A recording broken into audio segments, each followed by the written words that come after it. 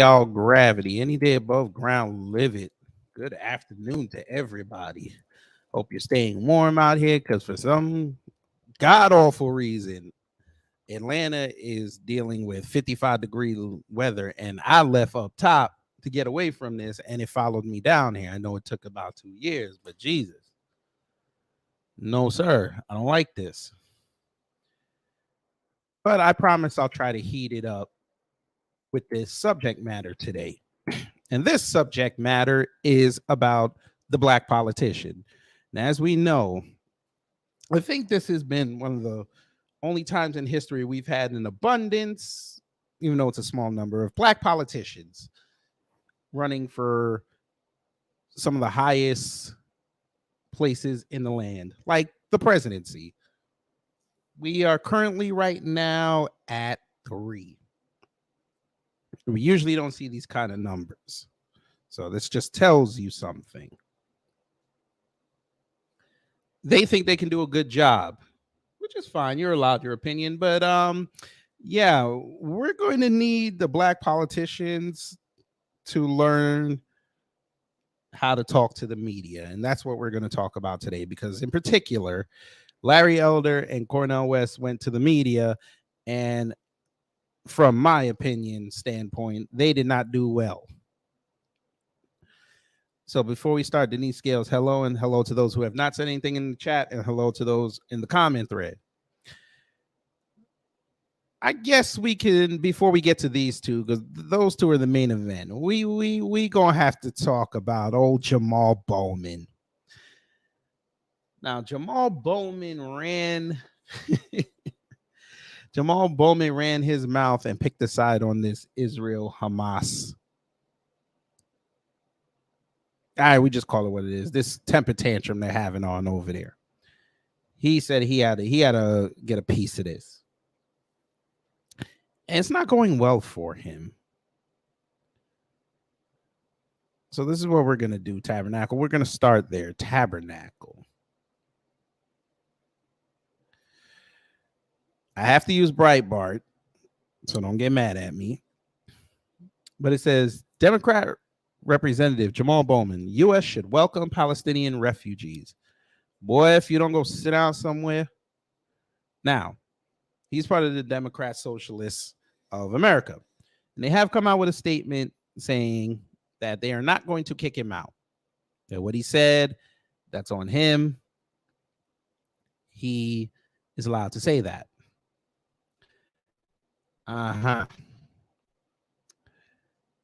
Sure.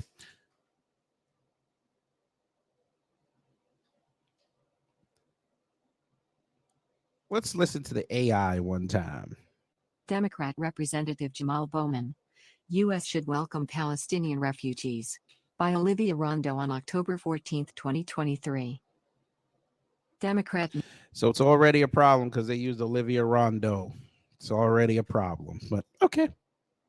New York Representative Jamaal Bowman has called on the United States to welcome Palestinian refugees as experts predict that 1 million people fleeing the Gaza Strip will need new homes. 50% of the population in Gaza are children, the congressman told the New York Post on Saturday. The international community as well as the United States should be prepared to welcome refugees from Palestine while being very careful to vet and not allow members of Hamas. His call for the United States to take in Palestinians came after Israel gave residents of northern Gaza a 24-hour warning to evacuate to the southern portion of the Strip. Over 400,000 Gazans have fled their homes as of Saturday morning, the Times of Israel reported. Egypt has closed its border with Gaza and is unwilling to receive Palestinian refugees. In response to devastating attacks from the Islamist terror group Hamas, which killed 1,300 Israelis last Saturday, Israel has launched a deadly response into Gaza. Despite being given the warning, many civilians who were unable or unwilling to leave their homes perished in the shellings from Israel. According to the latest reports by local health authorities and media, at least 2,215 Palestinians were reportedly killed, including over 700 children, and more than 8,714 people wounded, including more than 2,450 children, UNICEF spokeswoman Sarah Al-Hattab told CNN. In a statement to the New York Post, the founder of the World Identity Network Foundation, Mariana Dahan, estimated the conflict may add over 1 million people to the already staggering number of 6 million Palestinian refugees in the world. Census data show that about 170,000 Palestinians are already living in the United States. According to the State Department, the U.S. took in 25,465 refugees from all over the world in 2022, a 123% increase from 2021. In 2023, the United States expects to resettle up to 125,000 refugees, the department's website states. Rep. Bowman, a member of the far-left squad in the House, joined 12 other Democrats in being the only representatives not co-sponsoring the bipartisan resolution to provide more military aid to Israel and enforce sanctions on Iran for funding Hamas. Republican lawmakers have already begun to speak out against the idea of resettling Palestinian refugees in the United States. The U.S. is the most generous nation in the world, but we are in no position to accept additional refugees, especially from a region with as high a risk of terrorism, given our nation's inability to secure our own border or vet those who are already here, Florida Senator Marco Rubio said. Fellow Floridian Senator Rick Scott, R., argued that the entire focus of the United States right now should be on rescuing American hostages and making sure that Israel has every resource needed to defeat Iran-backed Hamas and defend its homeland. Also speaking with the Post, Arkansas Senator Tom Cotton, R., said, Iran should take responsibility for any Palestinian refugees caused by its proxy war with Israel. According to Cotton, Iran is responsible for the death and destruction and therefore should be responsible for refugees as well. The White House has continued to decline to take a stance on accepting refugees from the Israeli-Palestinian conflict. A spokesperson said, "We continue to provide support to Palestinian refugees through the UN." The United States also has a worldwide refugee resettlement program in partnership with the UN Refugee Agency, the administration added. So there you go. Nah, we good on that. We standing with Black America here. We don't want none of these motherfuckers over here because we got enough problems dealing with the southern border crisis with the Latinos. Yeah, we and the Chinese and the black ones that are coming over here. Yeah, we good. Let them figure that out. So there's that. And he has his what they call it. He has an ethics complaint, and he might be going against an ethics committee for pulling that fire alarm. But all right, do your thing. Here's hoping that you get through this. Yeah, right. Move this man! Let's move on to old Larry Elder. Oh, he didn't learn his lesson, family. No, he didn't.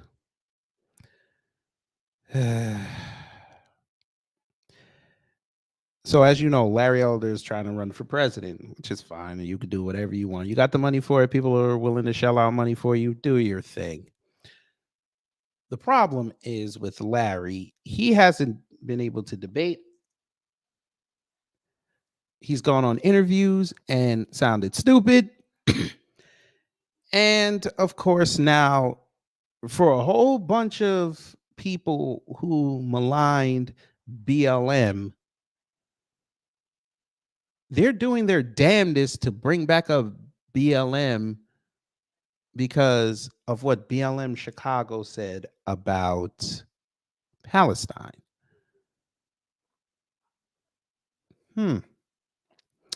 Tabernacle. This is Eric Ballin. He's another one of these. He tries to fancy himself as the new Rush Limbaugh. We've got to be careful with people like him, family. He's very anti-black as well. But let them tell it. They're not.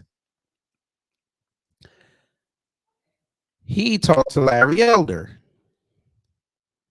Let's hear what these two had to talk about for 5 minutes and 56 seconds. Fair use. Program. on Newsmax. And I'm just going to let Larry Elder take it from here.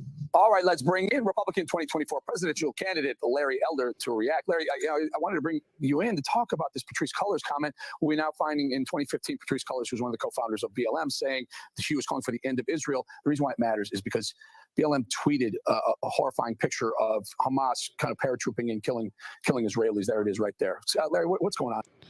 Okay, so number one, so now this is what the conservatives are reduced to, digging up old tweets of a defunct organization because said defunct organization, one of their offshoot Twitter pages tweeted something. This is what we're doing now. Y'all, we have problems in this country and you're worried about what's going on in another country, but you side with Trump on fixing what goes on here. Okay, got it. I think we got the gist of it. Behind the scenes of BLM. Well, Eric, thank you for having me. BLM is a morally bankrupt organization, and it's been so from its very inception. Let's remember, right now, today, racism, anti-Black racism, has never been less significant. In fact, the demand for racism is exceeding the supply, and that's why an organization... Did you hear what he just said? We're going to go back a little bit. I want y'all to pay particular attention to what Larry said. Let's remember, right now, today, racism, anti-Black racism, has never been less significant. In fact, the demand for racism is exceeding the supply. He said anti-Black racism has never been less significant. Is he crazy? Is he insane? Anti-Black racism has never been less significant? Sir, they bring us up every day. They've been bringing us up with this war. They want the Black community to care about this. We don't care. Outside of the fact that we don't want to see any innocent lives shed. We don't care what they got going on over there. Like I said last week, we have been resigned to the fact that unless they give the Palestinians their own country and let it see for what it is, and hopefully once they get their own nation, they can build it up, and maybe this will finally end this conflict. We don't care what they got going on over there. We know this is going to be a forever thing. So we're like, oh, they're at war? Okay. Took them a little while to get back onto it, but But to say that anti-Black racism is less significant. All right, Larry, you got it. And that's why an organization like Black Lives Matter took the death of Trayvon Martin to start itself. Even though the man who shot and killed Trayvon Martin was found, Eric, not guilty by a jury, a Black alternate said he would have found him not guilty, and race never came up. Fast forward to George Floyd. The lead prosecutor, who was a Black man, never even implied that Derek Chauvin did what he did because of George Floyd's race. In fact, the lead prosecutor bent over backwards in his opening statement to say the police in general were not on trial. This individual is on trial, and Derek Chauvin was never charged with a hate crime. Yet that resulted in 4 months, and beginning in May of 2020, 25 people killed, 2,000 officers injured, at least $2 billion in insured property damage, and maybe another $1 billion or $2 billion in uninsured property damage. Now you have all these statements made by... Okay, so we went from anti-Black racism is less significant, and then you brought up George Floyd and what happened in the summer 3 years ago.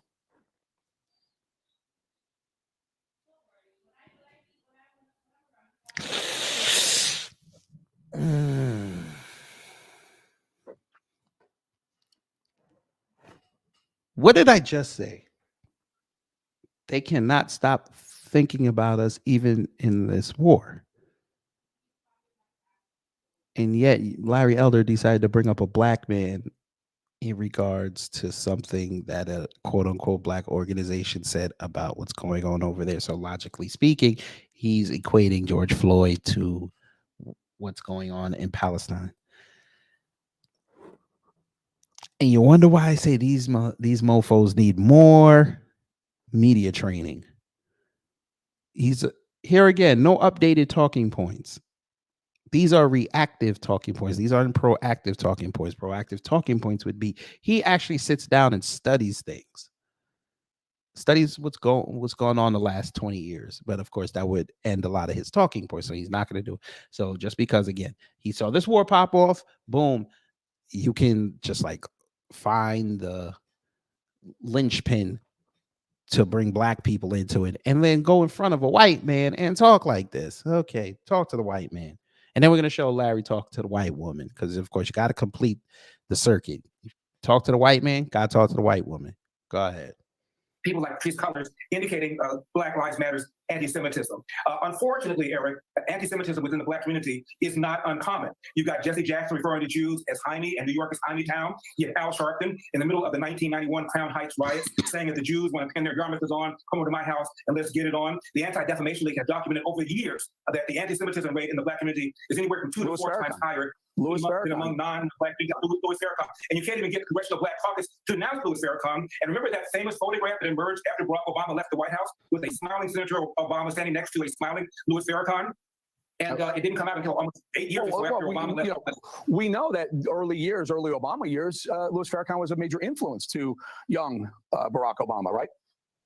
And his pastor, Jeremiah Wright, was close friends with Louis Farrakhan.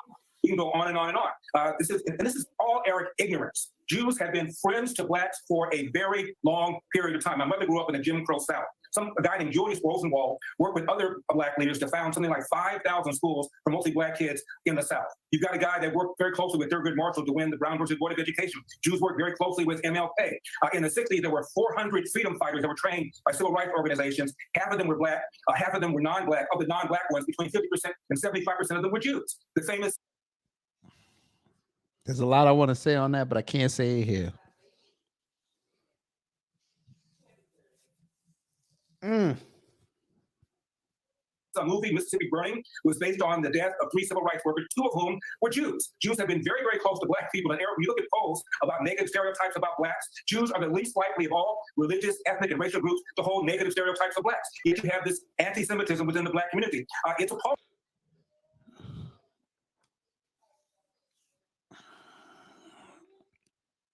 It's like Spike Loomis said, BLM does not represent us. Fine, you know that, but you're dumb. You're dumb. We get it. Number 2, we don't have anti-Semitism towards the Jewish community. We are a people that unapologetically, uncompromisingly, and unabashed call out BS. We've never taken away the fact that the Jewish community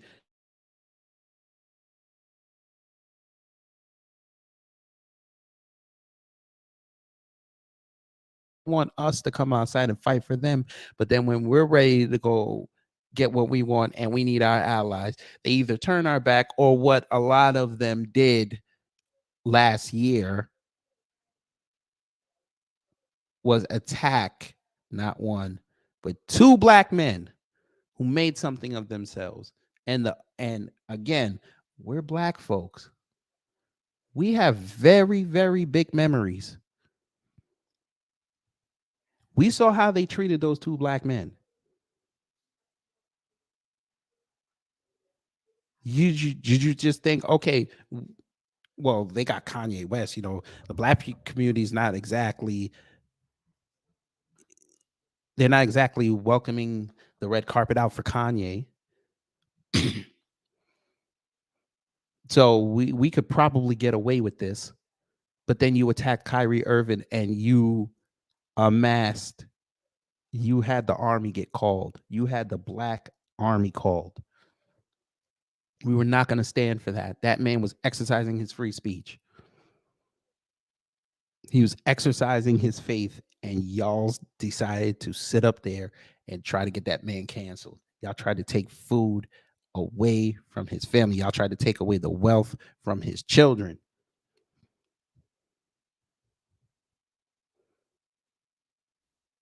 Y'all tried to browbeat that man into submission, and you didn't like it because he would not go with it. So, Larry, this is not what we're going to do. Computer robots, hello. He sounds like that because I sped it up.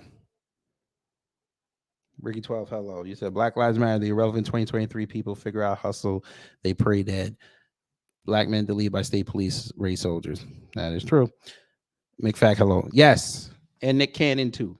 Y'all try to take away Nick Cannon's legacy. But yeah, we're supposed to just be like, yeah, you did it to those 3 black men, but yeah, we'll be on the train for you. We'll show up. Okay. It really is. Now, the majority of blacks are not anti-Semitic. Don't get me wrong, but of those who are, is substantially higher than in the non-black Gentile community.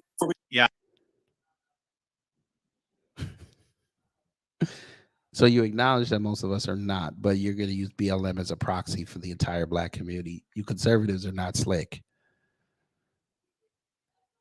Incredibly important, by the way, for Larry Elder, who is an outspoken commentator and yes, running for president, although it's a bit of a long shot at this point, for him to call out the leadership of the black community. This isn't a phenomenon of black Americans.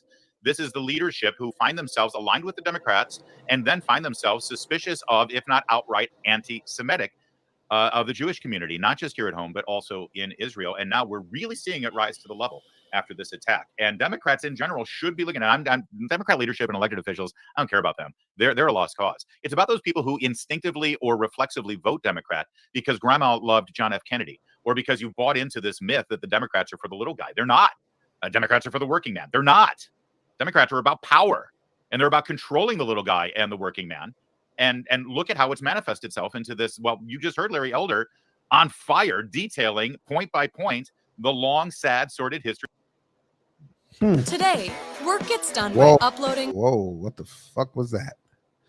Well, there you go, family. Okay, so we've said for years we don't have any of these leaders in the black community.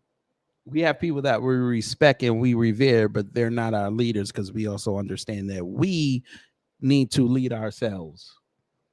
We can look to people that are above us for guidance and to learn lessons, but we don't have a quote unquote leaders. They try to bring leaders to us and we silently reject it every time, but they don't care about that. It's cool. Here's all your entertainers. Okay, Black Grassroots tells you, yeah, they say good things every now and again, but they're not our leaders. Oh no, those are your leaders. Those are your leaders. No. And then you get to the Nouveau Blacks. Okay, fine, we'll use them. We'll use this person as our leader, and y'all say that's the black community. Here's your athletes. Those are not our leaders. They're goofies. A lot of them.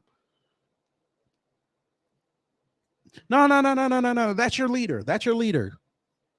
No, we turn our back on you. The Nouveau Blacks. Okay, yeah, we'll use them as our leaders. Yeah, those are our leaders. They got all the following, and yeah, and they have sassy comments every now and again on social medias, and we love them. They say that's our leaders. We spent 3 years telling y'all that BLM does not represent us. We understood the message, but we don't rock with the organization. Matter of fact, we were telling you that in the Trump administration. But it's funny, y'all don't bring this to white liberals. Y'all don't bring this to the white conservatives that donated to BLM. You don't do that. Hey, Claire Dashings, how would you like it if I started naming off your white leadership? I don't think you want me to go there. Should I bring up David Duke? We're going to give you Joe Biden. Damn it. Insult to my existence.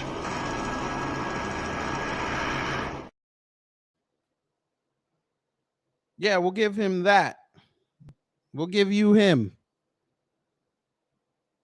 I'll give you all of Fox News. How about CNN? Where you want to go?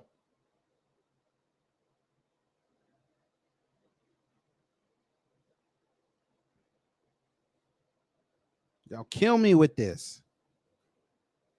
Y'all want to give us our leaders and we soundly reject them. And then the people we hold up in high regard, you try to smear them. All right. But like I said, Larry Elder, He went to go talk to the white woman. Yes, he did. You know, he could not escape a chance to go talk to the white woman.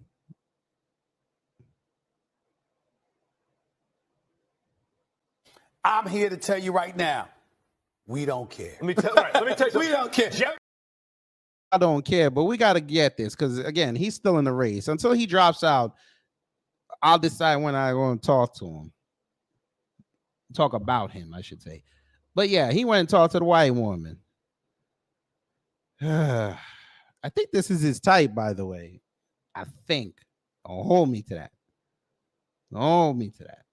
But I think this is his type. Well, let's see what he said to the white woman for 5.5 minutes. Fair use. Presidential contender, Larry Elder. Larry, thanks for coming on. It's my pleasure. Thank you for having me. Of course, last time we talked, which was a month ago back in August, you were filing an FEC complaint against the RNC after they kept you off the debate stage for not meeting their qualifications. Can you first give us an update? What's going on there? Well, not only did they keep me off the debate stage, they put a sign at the door and told security. Why is he smiling so much? Why is he smiling so much? We know why. We know why, but damn, the teethus came out.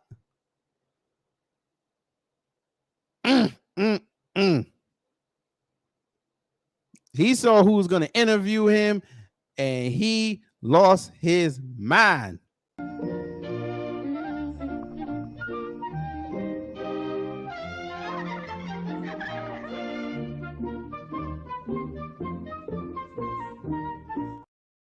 He was the second pig, family, when he saw it was that white woman.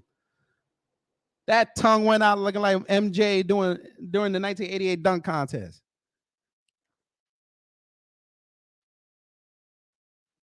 I'm Brittany Lewis with Forbes Breaking News. Joining me now is 2024 presidential contender, Larry Elder. Larry, thanks for coming on. It's my pleasure. Thank you for having me. Of course, last time we talked, which was a month ago back in August, you were filing an FEC complaint against the RNC after they kept you off the debate stage for not meeting their qualifications. Can you first give us an update? What's going on there? Well, not only did they keep me off the debate stage, they put a sign at the door and told security that if Elder shows up or if his campaign team shows up, don't let him in. I met the RNC debate criteria. They required me to have 40,000 individual donors. I did. To submit 3 polls where I was at 1% or better, and I did. As soon as I did that, I get a phone call after the deadline from Ronna McDaniel, and she says, you can't use one of the polls because it's the Rasmussen poll, and it, quote, is affiliated with Donald Trump, close quote. And I said, assuming that's true, why is it my problem? And she said, well, the rules stipulate that any campaign that's affiliated with a poll, that poll can't be used by anybody else in the campaign. Well, Rasmussen put out a statement and said Donald Trump is not affiliated with our poll. So really, even if before I submitted the poll, I had picked up the phone and called Rasmussen and said, by the way, just want to make sure you're not affiliated with Trump. They would have said, no, we're not. Please go ahead and submit our poll. And I still would have been ruled ineligible. Furthermore, Rasmussen. You should have just submitted the 4th poll you had. You wouldn't have had a problem.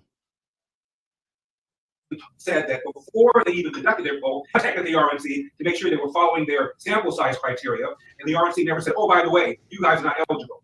So it seems to me I got shafted, let's put it that way. So my lawyer is the former chairman of the Federal Election Commission. And he says that because Elder did not have the debate criteria fairly applied to him, what the RNC did, in essence, is to give an in-kind contribution to the 8 people who were on that debate stage that would project the RNC to a fine of up to $100 million. Now, the goal, of course, was to make the next debate, which is tomorrow here in California at the Ronald Reagan Library. And by 6 o'clock yesterday, I had to have 3 polls where I was at 3% or better. I did not, so therefore I won't be attending that debate. But had I made the first debate, when they would talk about my father, who never knew his biological father, clean toilets when I was growing up, talked about the epidemic of fatherlessness, the lie that America remains systemically racist, a need for an amendment to the Constitution. Yeah, that didn't go well when you started talking about fatherlessness and systemic racism, sir. That didn't go well. The first thing you said, you wouldn't even articulate to a black woman and a black man what you're doing to combat fatherlessness, which led to the clip heard around the world. That there is a problem. Larry, get the fuck out of here. Like that's. Yeah. And the second, systemic racism, you said in that same interview, sir, that there is no systemic racism, but you recognize that there's racism in the country. How can the part not be there, but you recognize the whole? That doesn't make sense. That doesn't make sense. It's still racism, whether you call it something else. It's still racism. Systemic is just an adjective. It's a type of racism. Yeah. Key Prince, hello. JB Easy, hello. To fix spending to a certain percentage of the GDP, and a much more full-throated denunciation of the lies Democrats push that America remains systemically racist. In my humble opinion, Whitney, if people see me do my thing, I would not have had any difficulty making the criteria for the debate tomorrow. But that didn't happen. You What said did you- last time we Wait, what did you just say? That America remains systemically racist in the GDP, and a much more full-throated denunciation of the lies Democrats push that America remains systemically racist. In my humble opinion, Whitney, if people see me do my thing, I would not have had any difficulty making the criteria for the debate tomorrow. But that didn't happen. You said last time we talked that you believe the RNC is rigged. You said the fix is in. How has the RNC responded, if at all? Well, they put out a letter after I said that to the other RNC members. It said Elder didn't even qualify in 3 polls at 1% or more. After telling me that I did qualify with 2 of them, the third one was not usable. So I put out a letter to the RNC members, linking all the polls where I qualified, showing that the RNC did not tell the truth when they said that I did not meet the criteria for the 3 and 1%. I have no idea why they're doing this. In my opinion, I believe I make them feel uncomfortable. I think I give them heartburn, for example. I think that regarding the budget that we're looking at right now, possible shutdown of government, the Republicans are approaching a problem with a pocket knife that requires a machete. By that I mean this: we need deep cuts, and we need major structural reform in the so-called entitlements. Even Bill Clinton one time set up a commission to look at Social Security, and both he and Barack Obama referred to the entitlements as unsustainable. Yet we're doing anything about that. And I talked about earlier with you a moment ago about the amendment to fix spending to a certain percentage of the GDP. And regarding race, here's what the Democrats do: the country is 50-50. What they do, however, is try to convince 13% of the electorate, meaning black voters, that America remains systemically racist. And we, by the way, are the good guys in the fight for social justice, and these Republicans are the bad guys. It is a lie that's dividing the country. It's also getting people killed. It's called the Ferguson effect, or the George Floyd effect. And that's a phenomenon which is pulling back all over the country for fear of being accused of engaging in systemic racism. Right. Okay. Yeah. 1985, Philadelphia. You're right. Had nothing to do with, that wasn't an effect. That's right. Just watching, Philadelphia Police Department bomb out an entire block because there was a black organization they didn't like. Yeah, that didn't divide black people. Yeah, you're right. The war on drugs didn't divide black people. Watching inter-Japanese people get reparations and we just get nothing. Yeah, that didn't divide the black community. Hillary Clinton calling us super predators. Yeah, that didn't divide the black community. We waited to divide the black community in 2013 when Michael Brown got deleted by Darren Wilson. That's when we decided we got to divide the black community. Then we took a 7-year break and waited for George Floyd to lose his life on camera to divide the black community even more. I learned something new today in history. Thank you, Larry. Tell us more. As a result, there are thousands of people who are dead who otherwise would not have been dead if the police had been doing their normal practice police. Now, Republicans tiptoe around things like this. When Biden goes, for example, to Howard University, and I'll shut up. Keep Prince. He didn't acknowledge systemic racism. He's saying that it's not. He's saying.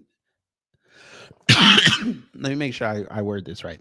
He's saying that it's the left and the black community that is saying that there is systemic racism. And we've brainwashed the entire rest of the world to think that there's systemic racism.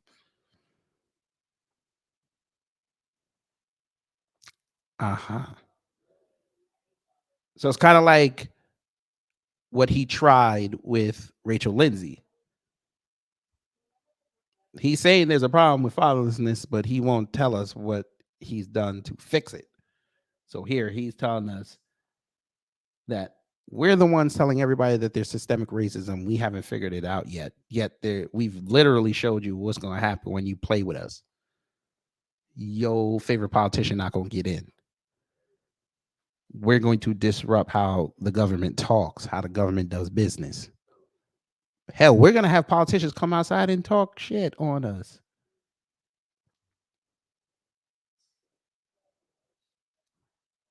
And we've done that.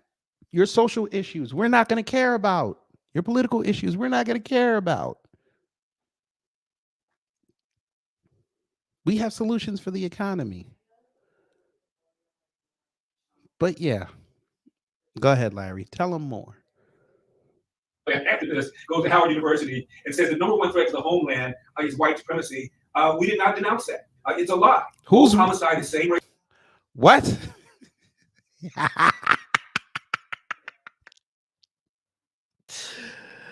Who is we? Who is we?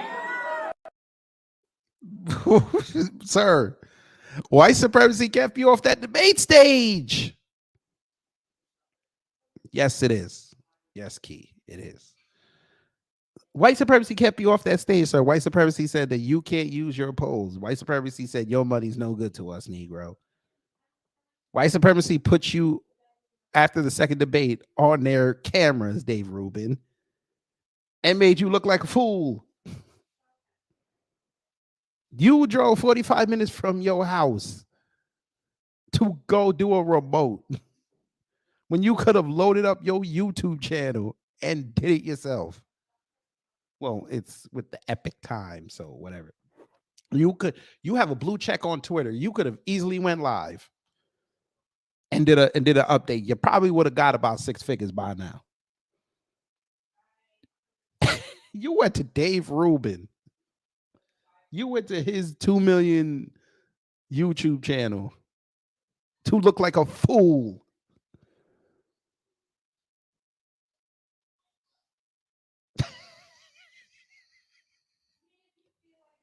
Race homicide. Most whites who were killed by other whites. Most blacks who were killed by other blacks. However, every year there are roughly 750, a small percentage of all the homicides that are between blacks and whites. 500 white people are killed by blacks. 250 black people are killed by whites, even though whites are 60%. So when you're talking about white people, we're the blacks. But when you want to talk negative about us, now we're black people. Boy, man, this script. I need to get this conservative script, boy. I think I could do a whole upload on that. One of you dumb servitude members who don't really hate me, please send me this script so I can read it online, please. The population now. Donald Trump, at a commencement exercise, said the number one threat to the homeland was black supremacy. You and I would denounce Donald Trump as a race-hustling demagogue, and should. But Biden says it, and the RNC doesn't say a damn thing. These are the kinds of things that elders, I believe, gives the GOP leadership heartburn. Because the GOP don't want to come talk to us because they send you assholes outside are too pussy to come talk to us. Because you think we're going to yell at you. We're going to let you talk. But just like y'all like to go after the left when they have their little town halls and their little meetings that it descends into chaos, you better come correct or it's going to descend into chaos on y'all. Hey, Larry, why don't you come down to the black grassroots one time? I'm going to give you the open invite. I really don't want to talk to you, but I'm going to prove to you how you can't play with us. Come over here, sir. We're going to have an honest conversation. I ain't going to cuss at you. We're going to have an honest conversation. I'm going to ask you some questions. And I want the family to see how you answer those questions. You can actually rehabilitate your image by the time you're done with me. Now, I know you ain't going to do it because you want to keep that white money. I get it. But I'm going to open your eyes to a whole new world that you've never seen before. The world of integrity. That's how you're going to look. What you see on the screen, that's how you're going to look when I start hitting you with facts. Because you're going to try to figure out how to spin your way out of it. And you can't.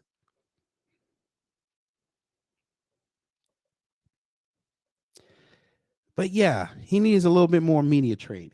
He's still out here crying. But okay. Now we get to the main event, family. we get to the main event. Cornel West.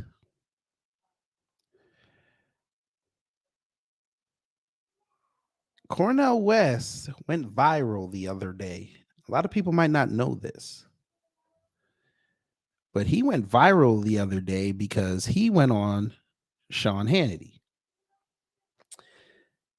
And Sean Hannity had on Alan Dershowitz, I'm sorry.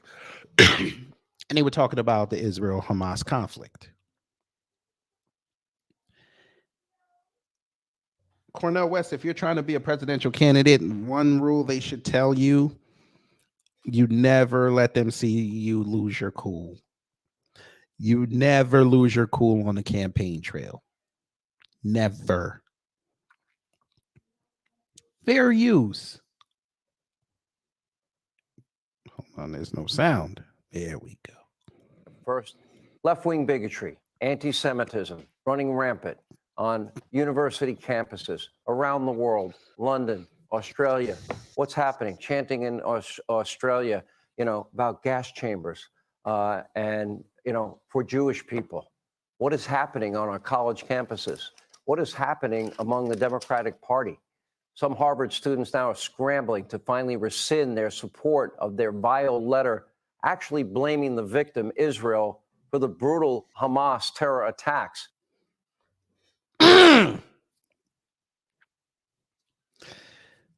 I get it. I get it, Sean. I get it.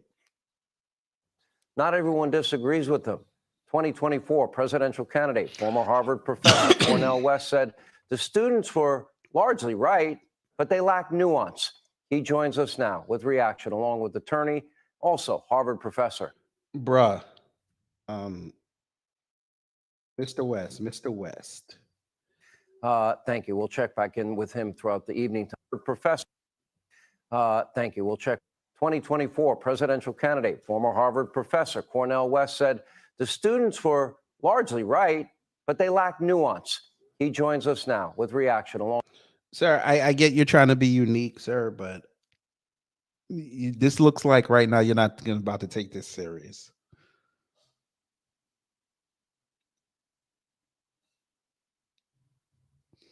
You know they're digging up everything on you, sir. Don't give them an in. When you ready to yell at black people, you over the table, you ready to get after it. Your voice is already on 7 out of 10. This right here, you look like you don't give a F. If you really want us to take you serious, you gotta show us something. This is what they like to stereotype us as. Along with attorney, also Harvard professor Alan Dershowitz is with us. Thank you both for being with us. You always call me Brother Sean. I call you Brother Cornel. I'm not that happy with you tonight. I understand. How is he brother? Because we have 31 groups from Harvard. Harvard's supposed to be, I always thought, the top of the top. To get into Harvard, what an accomplishment, what an achievement. How's that working out, Sean? We've said for years that Harvard ain't the top of the top. Hell, the Asian students admitted it. Their parents want them to get there because it's a name. That's all it is. It's a resume pattern. It's a gold star. That's all it is. What academic excellence you must show, a cut above everyone else. And 31 student groups blaming Israel, blaming the victim. And your answer to this is they are largely right? Hamas that murdered children? Hamas that murdered innocent people? That's what I said, though, brother. Okay. That's what I said. They are large. He's not your brother, sir. He's going to sell you out. Just wait. Right, but lacking nuance. No, I didn't say lack nuance. That's the title of the piece. Okay. My actual words were, I'll just be very honest. I got it here in front of me. Words too. The words were that Israel's policies of war crimes and collective punishment against Palestinians. I'll read it to you. Israel and the United States are must take primarily responsibility responsible for killing innocent people.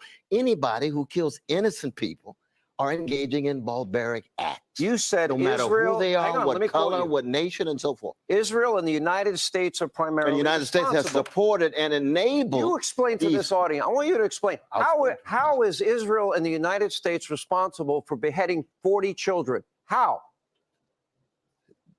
I'm talking about the context. 545 Palestinian children died in August 2004. Not one American said a word.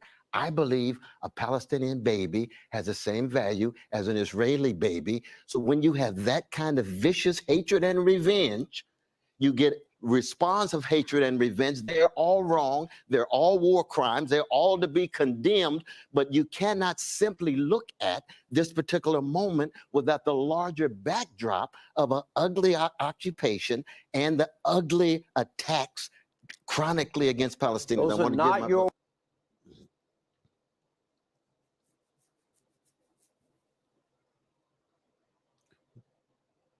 No. I'm not saying no to his answer. Again, when he talking to black folks, he on 7. I get it. But I just said before, you can't let them see you sweat. So he wanted to sound presidential there. I get that.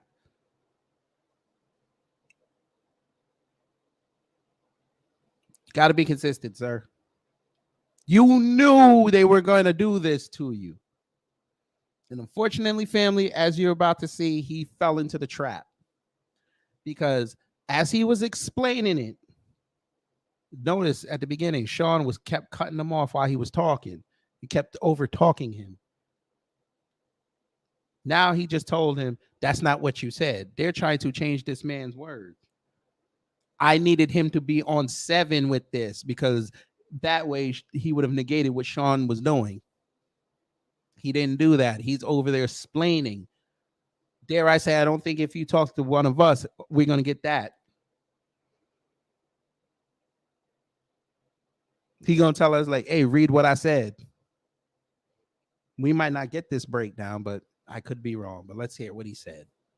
Words, largely right. Israel and the United States are primarily responsible for this attack. Professor Dershowitz. Well, I complained when Palestinian children were killed, but I explained why they were killed. Here is one of the leaders of Hamas.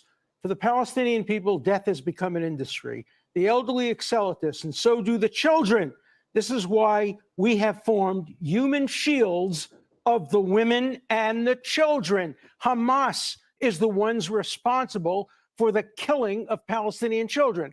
Also, the Hamas has a term. It's called the CNN strategy. And the CNN strategy is induce Israel into killing Palestinian children by using them as human shields. Then parade the bodies out on CNN, and you'll see what happens. People like Cornel West will engage in crocodile tears, blame it on Israel when the entire blame is on the Palestinians, Hamas, for using their children.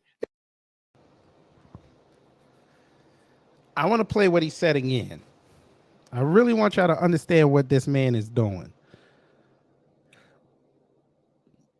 It's I'm telling you, this media campaign on this war is going to be something special. Y'all about to see something really special with this coverage and how they frame this.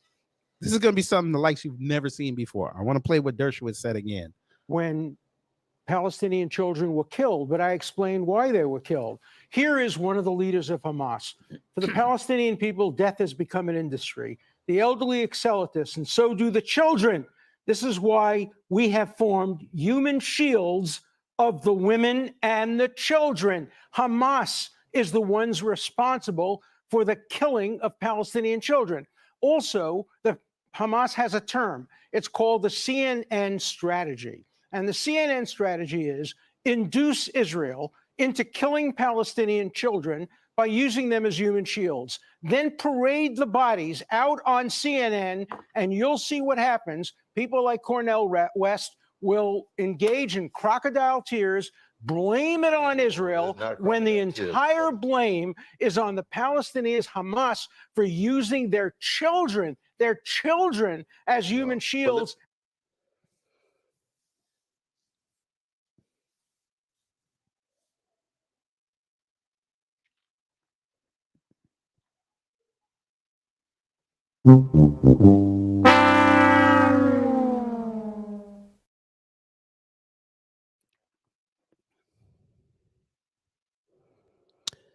Mr. Dershowitz, respectfully, I love how y'all don't tell the full story. I can go in front of you right now and pull up videos of Jewish people spitting on Christians. I don't think that's the modus operandi of your religion. I get it. Y'all don't believe in the second coming. I get that. But to sit up there and say y'all don't put your children on the front lines, only Hamas does that. That's wild. It's wild.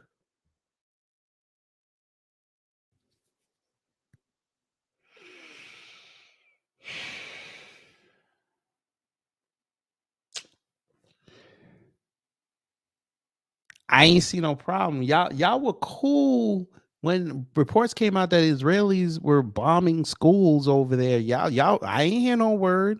I ain't hear nothing. I ain't hear nothing.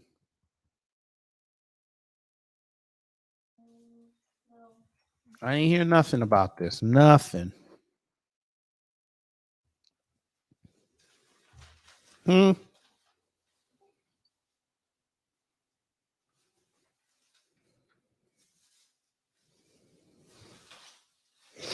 But you don't believe me. Of course you don't. Tabernacle. Yeah.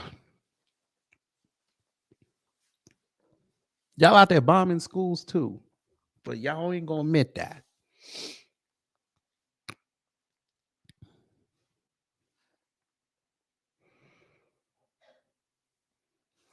I know Egypt told y'all that we're not taking in any refugees, but you bombed the one area that they could potentially use to get away.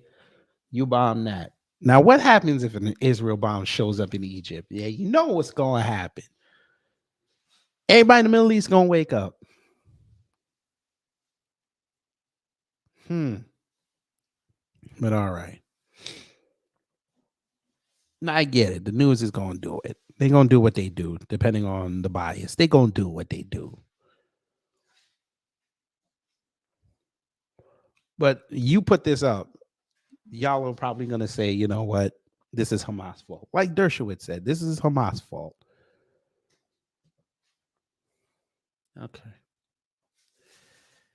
Okay. Must be nice. And then using their children as shields to permit the killing of Israeli don't accuse me. What is Hamas's charter? I have the same outrage when Palestinian babies are killed, when Jewish babies or Israeli babies. I want you. Say that again, Alan. Say that again. But don't accuse me. What is Hamas's charter? I have the same outrage when Palestinian babies are killed, when Jewish babies or Israeli babies. I want you to. This is why I said before, family, this is why everybody wants us to be involved in this stuff, because we have the most morality on this planet. We don't want to see nobody get killed. We understand this is a land dispute. We don't want to see no bodies over this. Do this in the comforts of a legislation.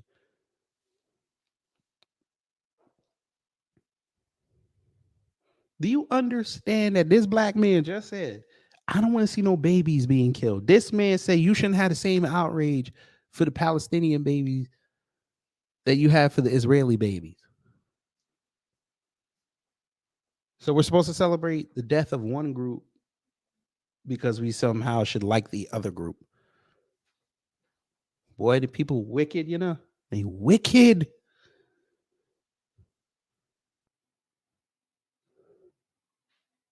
Wicked. All right. Say it again. One more time, just so the family heard you correctly. Palestinians, Hamas, for using their children as human shields, and then using their children as shields to permit the killing of Israeli don't accuse me. What of is part of that. Hamas's Here, charter? brother. Yeah. I have the same outrage when Palestinian babies are killed, when It Jewish shouldn't babies be or the Israeli same babies. I want outrage. you to have the same indignation when Palestinians are killed. Not when they're That's killed. Not when they're killed consistent. by Palestinians. When that you can't make Where's a the moral common humanity? comparison. When Nazi kids were killed in the bombings of Dresden, I didn't have the same comparison when Jewish kids were put in gas chambers and crematoriums. You're a professor of theology. Don't you understand the moral difference between deliberately murdering a kid and having collateral damage? Did he just bring up religion to this? Sir, Alan, the God that you serve would not, he would weep watching what's going on with these children.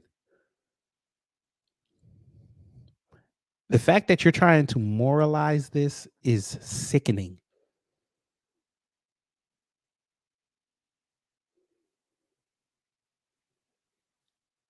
I didn't see, maybe I missed it, family. Somebody can go look for it and, you know, give it to me in the Discord or on X at the Kid Gravity. Show me where, when this popped off, that it was the Palestinian kids that did it. Show me a video, show me a still shot of an preteen Palestinian kid with a shoulder fired rocket as one of the 500 that hit Israel. Please show me this. I want to see this. Then maybe my thing will change. It really won't, because I'll just say I'm staying out of this, but it'll give better context. Please show me this. These were adults that did it. Now I understand children are casualties of wars. They shouldn't be, but they are. They ain't got nothing to do with this. And the fact that you're saying that one set of children is no good because of the other one that I'm a part of, that's crazy. We don't like white supremacy, but we ain't gonna say, hey, you know what? They children shouldn't be allowed to live. We don't even say that. But again, we are the morality of the world, and most times it doesn't reciprocate to us. But I don't know, man. They're on Fox News saying this. They're on mainstream media saying this out loud. Because there are human shields. You're running for president of the United States. What would you do? Wait, let me tell you. Let me ask the question. Let me ask the question. Okay. What would you do if terrorists were firing at American children in America, and the terrorists were hiding behind Palestinian children? Would you allow the killing of Americans to continue, or would you go and get the terrorists? Ooh, Alan, come here. Come sit in front of me, sir. I'm glad you said that. Because I seem to remember the U.S. military, however you want to believe it, they took out a terrorist called Osama bin Laden back in 2011. Guess what? He had children in his home when they found him.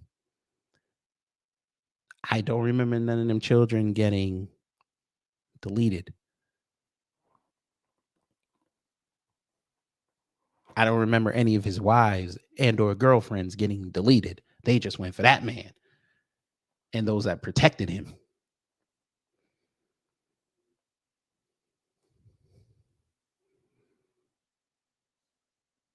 Yeah, the U.S. Army, the biggest one on earth, the most powerful on earth, figured out how to take out a terrorist without harming women and children.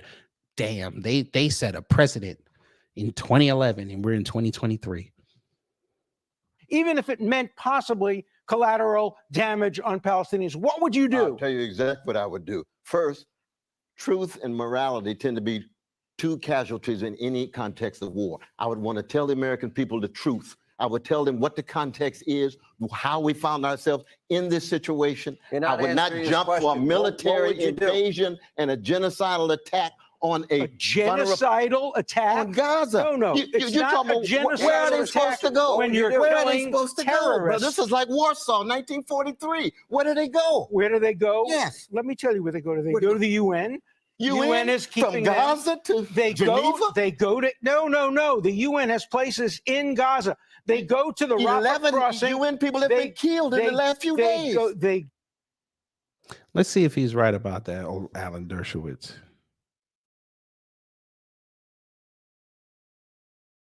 Let's see if there is a UN office in Gaza.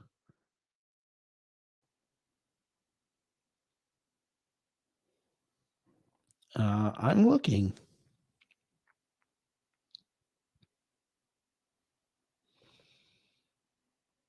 Let's see. Might be under this. Let's see what this says.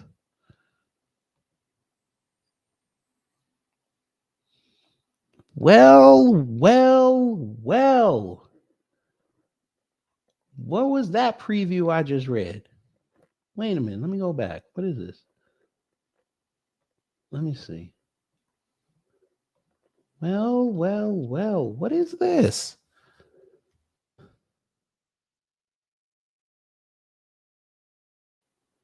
This was back in 2019. Gazans faced excessive and unlawful use of force in protests as Human Rights Council appointed investigator.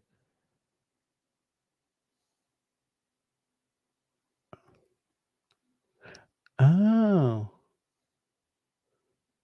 Well.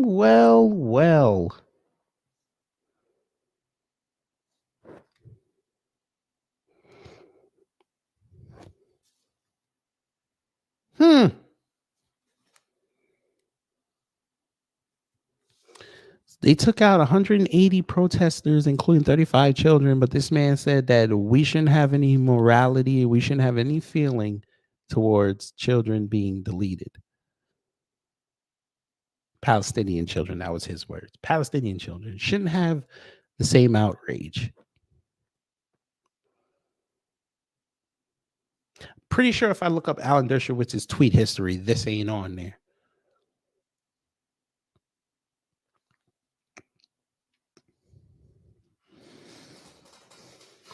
But all right. I still didn't see where this UN office in Gaza is. Because I'm sure a Palestinian would love to run through to Jerusalem, because I'm sure there's one in Jerusalem. I'm sure they would love to run through Jerusalem or Tel Aviv to go find a UN office. Yeah, I'm sure that'll be fun.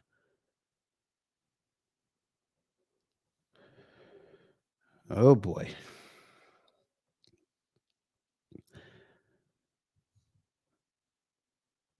Go to Egypt. They go. Egypt already told them don't come.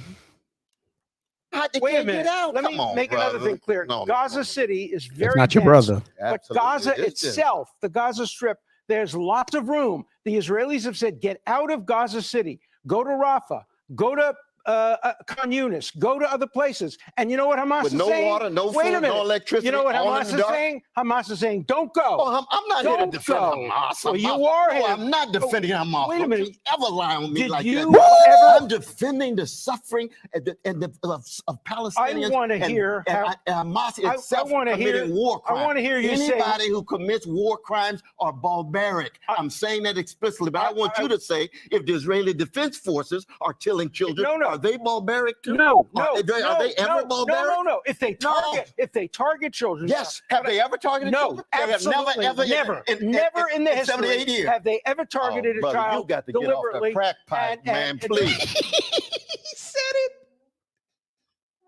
it. Oh, he said it. He said you got to get off the crack pipe. Get that water. He about to get this work. He about to get this work. You know, Cornel said he had that. He said, get off the crack pipe. I wish I had that B Zilla drop where he had that chick talk about singing, get off the cocaine, get off the crack. Oh my God. Get off the crack pipe. 42 tribes. You stop it right now. You stop it. You stop it. This is way over the edge. Like we it's not even over the edge. We died already. This is beyond the event horizon. Like we about to hit the vortex. Yeah, we about to hit the vortex. Yeah.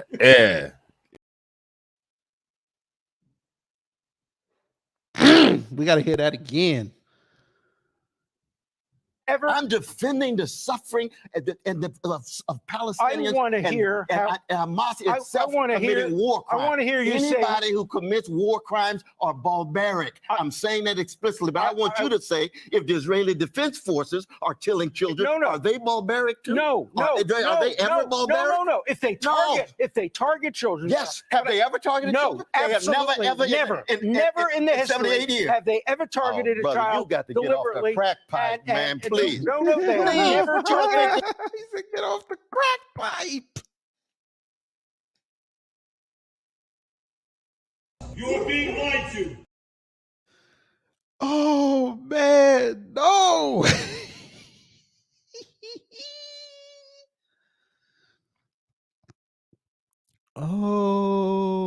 Oh yes, all praises to the Most High. Oh man.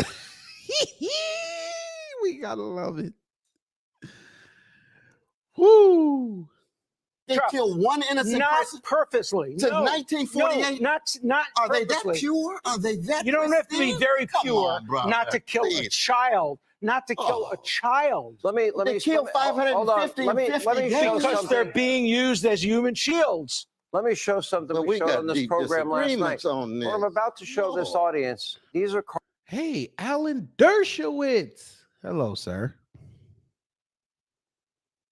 You said that. What did he say? He said it did not be targeted. Some he said. I tuned him out after he said that there shouldn't be no outrage for Palestinian children being killed. That's a wild thing to say. Sir, explain this. This is Human Rights Watch, so don't come up here and tell me this is a fake website. Don't none of you pro-Israel people come over here if y'all find this video, come tell me that this is a fake website. This is Human Rights Watch. So go ahead. I'm sure y'all probably gonna tell me they woke. Go ahead. This happened last year. They said this was one of the deadliest years for Palestinian children.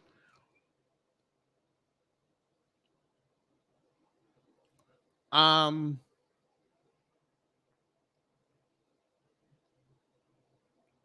of sounds like the Palestinians have a long memory too. The Israeli military and border police forces are deleting Palestinian children with virtually no recourse for accountability. Remember, I told y'all last week about them, the IBF, the border police, chasing down that boy because they were giving him commands and he didn't understand what they were saying, and he had to run and hide. They found him and deleted him.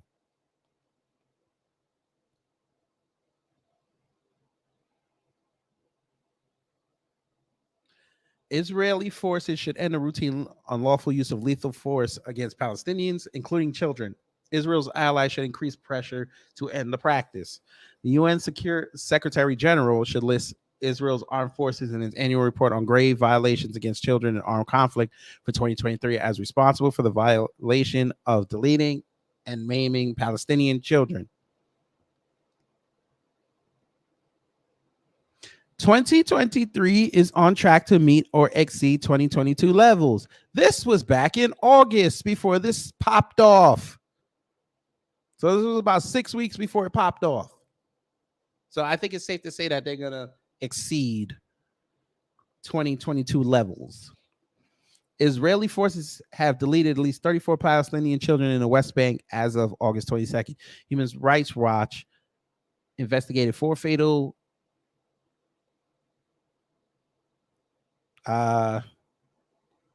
fast-moving projectile impacts of Palestinian children by Israeli forces between November 2022 and March 2023. Quote, Israeli forces are mowing down Palestinian children living under occupation with increasing frequency, says Bill Van Esved, Associate Children's Rights Director at Human Rights Watch. Unless Israel's allies, particularly the United States, pressure Israel to change course, more Palestinian children will be deleted.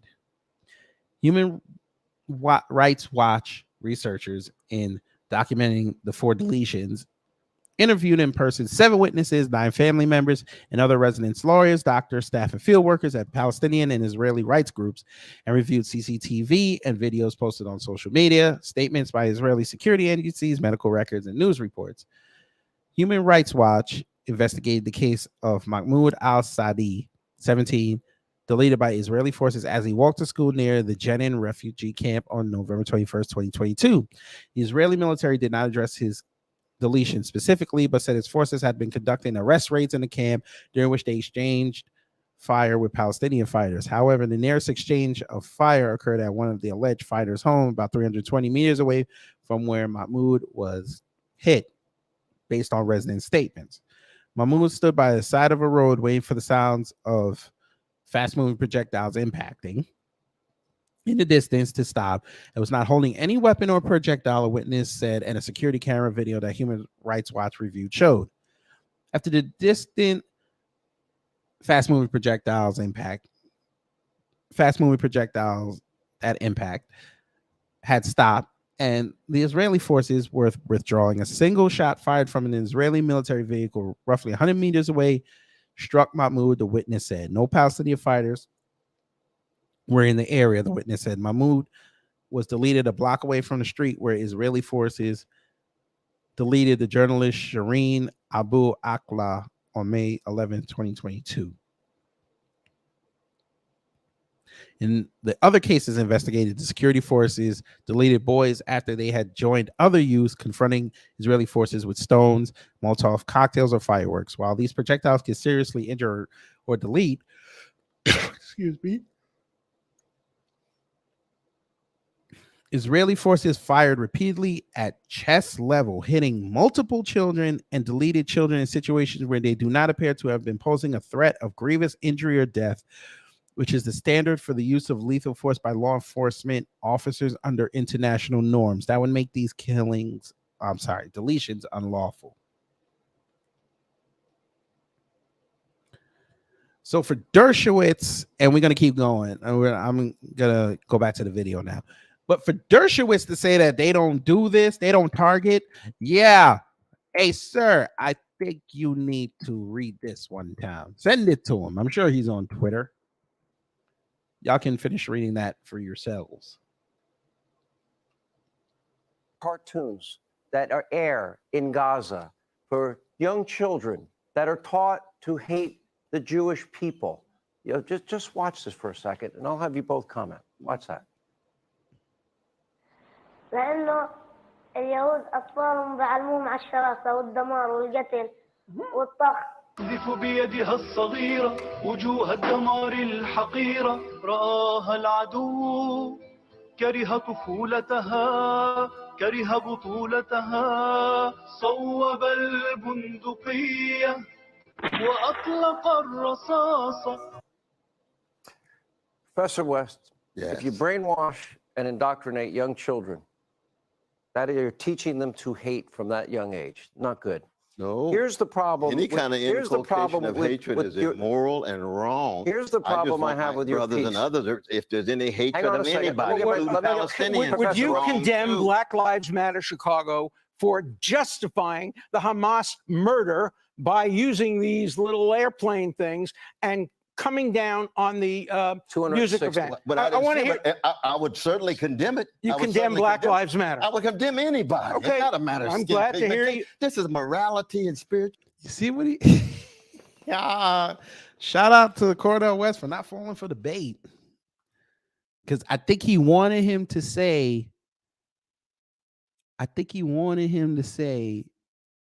They have a right to free speech. think he wanted him to say that. Hey, Pac Miller, respect to you. Don't use that word. Use the word that I came up with, Izan. That word backwards. YouTube is on their bullshit right now. They can demonetize videos based on the chat. So please use code words. Do not say that. Duality, Okay, brother. so you condemn Black Lives Matter. Part of our challenge, though, and this is He important. literally said he did. He said he'd condemn him if he saw it. Don't try to pull that. Just as a leader, you see, he asked me what I would do. I would say we got the in occupation. We got to This make has sure nothing to do that with the Palestinians occupations. have the same. What do you mean? He's running for president, sir. That's a literal presidential answer. That's a political answer. I want to end the occupation. That's a political answer. What do you mean you don't want to hear it? Because it's not beneficial to you because y'all want that water. Shit, I wasn't supposed to say that. I'm in trouble. Damn, they're not gonna let me get off. Who cares? You're right, Torian. Who cares? I'm just gonna say it. They want the land, they want the water that's underneath, and they want the oil that is in the Palestinian controlled area, of course. Wink, wink.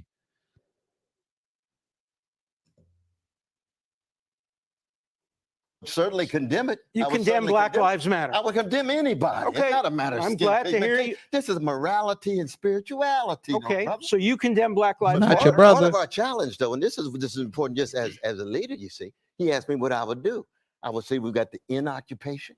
We got to This make has sure nothing to do that with the Palestinians have the same dignity, the same rights as Israelis. Let me ask you a That's question. at the center. Here's That's what- You at the core. know I support that. guys, You know that's I at the support the core. two-state But I see solution. you- But Hamas doesn't two-state support the solution. two-state solution. Hamas opposes Professor it. West, I want to ask this question. Would Gaza be facing annihilation if Hamas did not attack and kill all these innocent Israelis? Of course not. Gaza has been facing You're not a answering. chronic Would they be process. He just started talking. Now you say he didn't answer it. Oh God. You know I That's at the support the core. two-state But I see solution. you- But Hamas doesn't Two-state support the solution. two-state solution. Hamas opposes Professor it. West, I want to ask this question. Would Gaza be facing annihilation if Hamas did not attack and kill all these innocent Israelis? Of course not. Gaza has been facing You're not a answering. chronic Would they be process facing of an imminent annihilation? since 2000. Would they be And facing 2000 and what? imminent 2000 and annihilation? what? Since 2000. I love how they just put out these statements with no context. Where did you? I bet you he got it from this. Oh, Alan, I bet you he got it from this. This was an opinion piece, sir. Hamas has killed the two-state solution. Opinion. Because they're saying because they launched the attack, that's it. So all the other times they did it, they didn't oppose it.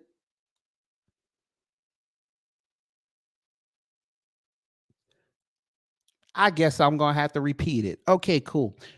There was actually, family, I don't know who knew this. You could look this up and fact check me.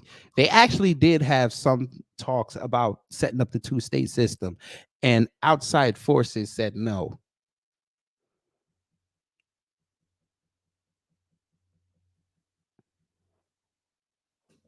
Mm-hmm.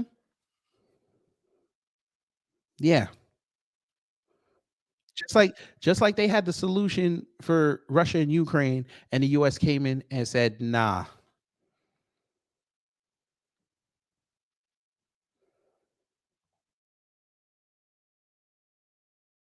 But of course, let them tell it. It's not gonna happen.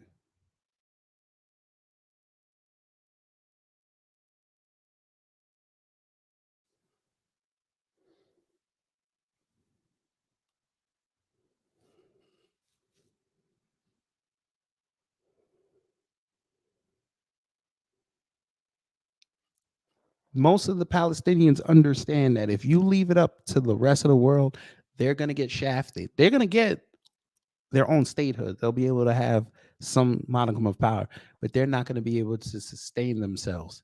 That's what they want. I bet you if you ask them, they're going to say, we want where the land and the water and the oil is. That's ours. Because when the UN came in and split them up to create Israel, that was theirs. They weren't consulted on it. They just took it away.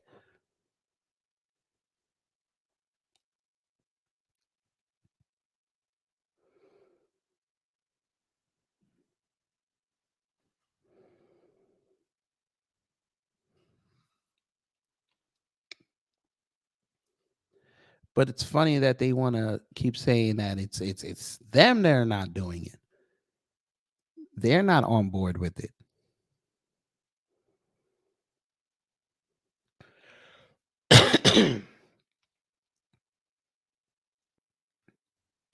I would strongly urge y'all to look up the UN stuff. They tell you a lot in there. I'm not going to read this one because I don't know how that website is, but y'all can read this for yourself. This is about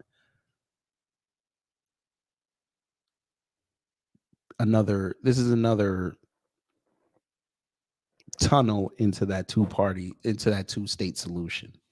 But let's finish this up. 6 and 7, and Gaza was taken over by Hamas. I'm not And they pro-Hamas. I'm pro-democracy, but I'm concerned about the suffering of Palestinians. Israel didn't fire a single rocket until Hamas fired 5,000 rockets. Israel controls the land, the air, only after Hamas the took food over. going in, the trade coming in, and so. But it was already under occupation since 1967. No. The occupation ended in 2005. Learn your history. Sharon left. Every Israeli settler, every Israeli soldier left. In 2006, it was like Singapore. It could have been the nicest place in the Mediterranean. Then Hamas overthrew them. New York would be in the occupation if another country owned its air, its space, it didn't its food own going it in, its between 2006 and 2008. I'm not your brother. Let me end with this. Here's a sad fact. This debate could not be held on Harvard's campus today. That's correct? Right. That's right. I would not be allowed to speak at Harvard. Yo, Cornel is wild. Here's a sad fact. This debate could not be held on Harvard's campus today. That's correct? Right. That's right. I would not be allowed to speak at Harvard. I offer. He said, well, it depends on what part of the campus you're talking about. God, no. You a funny dude. I am offering to go up to Harvard. Got enough problems. I am offering to go up to Harvard and let's do it. And I will moderate it. We've debated before on many occasions. I don't think Harvard will let Professor Dershowitz or Professor Brother Hannity on campus. Well, to you do could it. go with me. Brother Hannity. We'll all go and have a public with debate. me. And then I'll be there. That. But the truth is going to be difficult. Would you all like to see that in this audience? Absolutely. And we'll bring our audience with us. I kind of want to see that. I know they setting him up, but I kind of want to see that.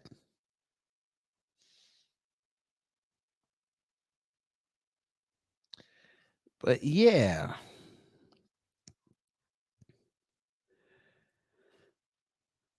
Somebody said, hey, Cornel West was against cash reparations. Let's talk about that.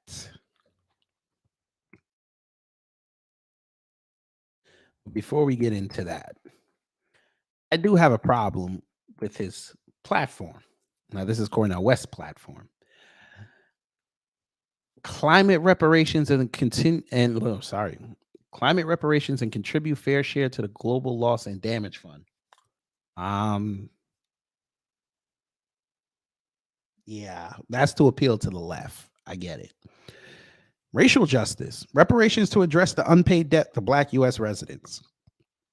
Directive to complete the reparations process and findings within 2 years so checks can be cut and sent to eligible recipients. Checks.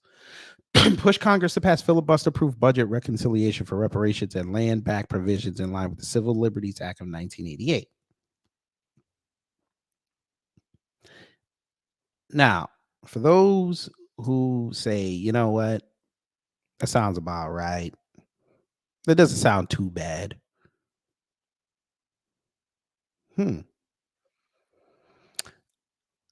Let's see what he said to the University of San Francisco. Fair use. When I think of reparations, the important thing for me is not to jump right into the discussion of the issue, but set the framework because that's what education fundamentally is about. No theory is kind to us that cheats us of seeing. And so the question is, can we really see what the suffering has been for indigenous peoples, black folk and others? Then can we feel it, or are we just distant from it and indifferent? And then what are we going to do about it? See, to feel, to act. All three crucial, each having its own set of dynamics. So when I think about reparations, my fundamental question is, who is interested in a quest for the truth about the history of this country?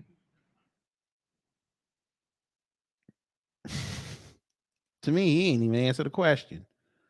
I don't know what he was talking about. So let's see. And one of the reasons why it's so difficult to talk about reparations is that it's hard for many of my fellow citizens of all colors, gender, sexual orientation to really believe that this experiment of the city on the hill, the beacon of liberty, the last best hope of humanity, is grounded in such barbarism, such vicious and atrocious cruelty. And the reality is, we don't know of a nation that's not predicated on some form of barbarism. I don't care where it is. Europe, Latin America, Asia, Africa. It is a human thing for a nation to found itself and then lie in order to hide its crimes. Mm-hmm. He still didn't answer the question, but okay. I know this was part of a broader answer. I understand that.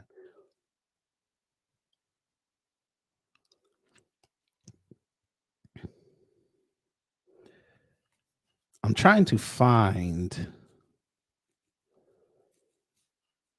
where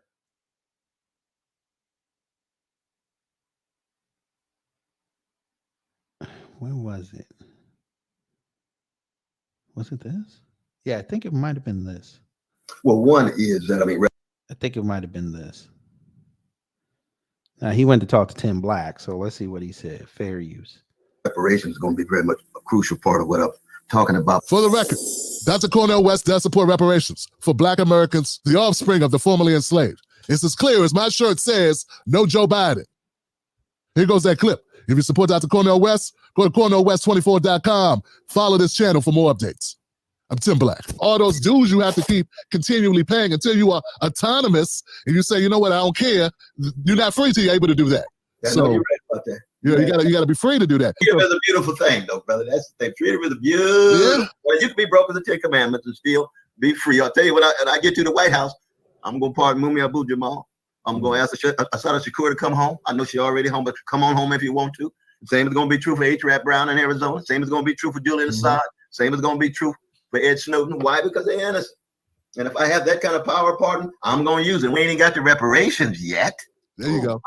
Is that a cash reparations or some other form of reparations? It's going to be whatever form of reparation the community comes up with. I don't want to dictate prematurely, but let those voices be heard. But it has to do with truth and justice, and the scope of the damage that done to Black people psychically and economically has to be addressed. And that's what reparations are. It's about the truth of the damage and then the repair required to speak to that damage. Truth and justice at the center of reparations. That's what Randall Robinson is all about. And that's what I like even about Brother Coates. The Coates' essay in 2014 was a very important voice for the younger generation. Right. I got my other critiques of that, brother, but his voice is very important. Why? Because all of us learn from each other. No one of us have a monopoly of truth. And when I hear you speak, I know I got to listen. Why? Because it's coming from your heart. Just like Curtis Mayfield, it's coming from your heart. If we disagree, we could agree to disagree, but I'm going to love my brother Tim all the way down because I know he's the real thing too. I'm a work in progress, Dr. West. I'm a work in slow progress, but I'm glad somebody's praying for me, guys. To support.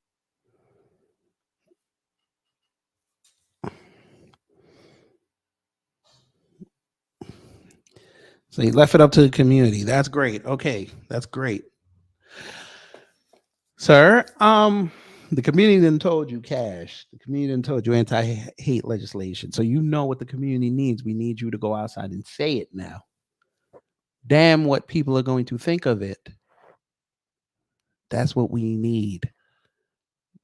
And the black politicians are wondering why we're not supporting them. This is why. You know what we've been saying.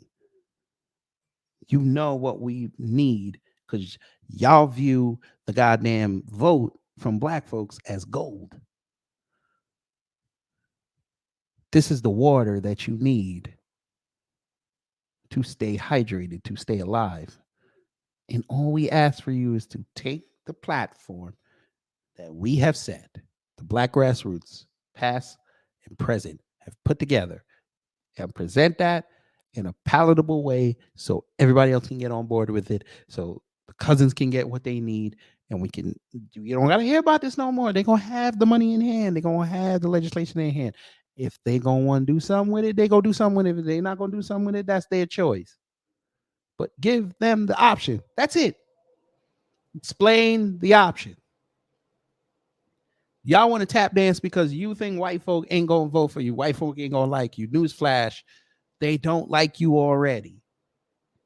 This is what I tell the black dumb servitude all the time. They don't like you. You're just an avatar for them and their bigotry / prejudice / racism. You're willing to say it because then black folks will get mobilized and go after them, not you.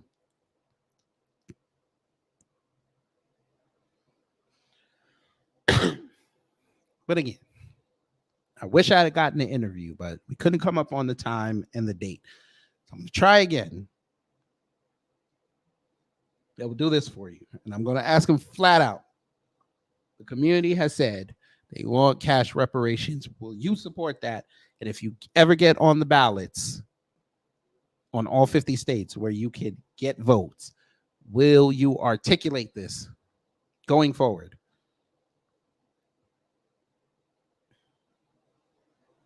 And let's see what he says.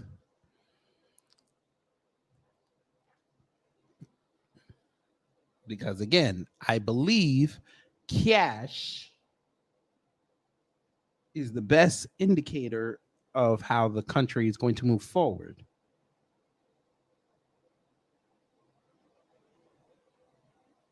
Because with cash in hand, they can go play the game. They can go compete. Checks, to me, somebody's still controlling it.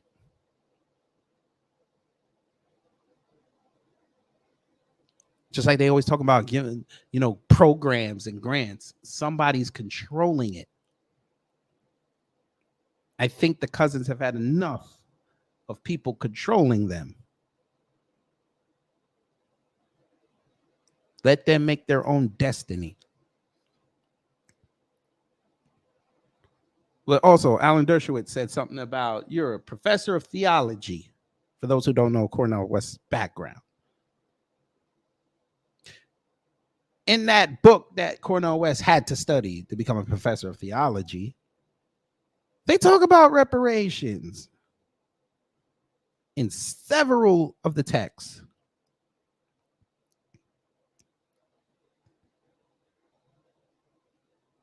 See, this ain't going to work when they say, hey, the person that was wronged was dead, so they shouldn't pay. Your good book tells you that you got to.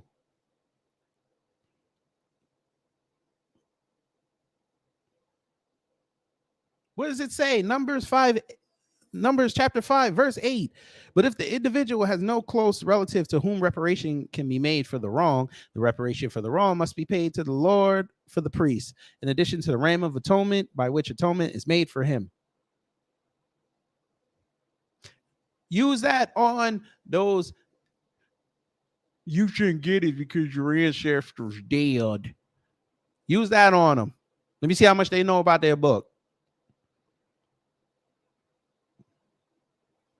Here you go. Hit them with this one too. Proverbs chapter 14, verse 9. I didn't mean to go down the Christian rabbit hole, but I'm just saying. Fools mock at reparation, but among the upright there is favor. Throw that to them. It'd be hilarious. Matter of fact, the next troll that pulls that, I'm going to put that there. And I'll get blocked. I'll get blocked like a motherfucker. Oh, man.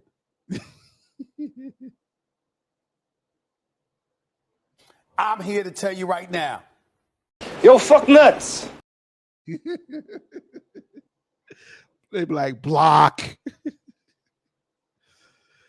or I get cursed for using the good book in the wrong way. I'm like, oh, so we're going against what God said. All right. All right. I didn't realize that. Okay. Oh, wait. Wait, Proverbs is Old Testament. Yeah. So we can use this against them folk. Oh, because we know they don't respect that New Testament. We can use this against them folk. Wait, right? Wait, no, Proverbs. Wait, is Proverbs new or old? I think it's old, right?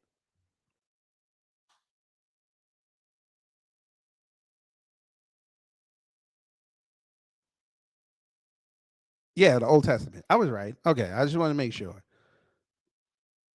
It's right next to Psalms. So yeah, we can use it against them folk. Oh man. Just to see their face twist up. I would live for that. Hey, let's I wonder, can I put this in the chat? I think I can. Let me see. Let me click this. Maybe I could put it in here. So which version was that? They said, what version was that? Net? What the hell is net? New English translation? I think that's a New English translation. Oh, the Net Bible. So the Net Bible. Now watch, they're not gonna respect it because it came from the new. They knew it was from the Net Bible. They ain't gonna respect it. All right. So they know it's a sin, but they don't want to do it. We're probably gonna have to give them this one. Fools mock at sin, but among the upright there is goodwill. Yeah, all right. They go like, F you. I'm like, okay, great. So you can't be a conservative no more.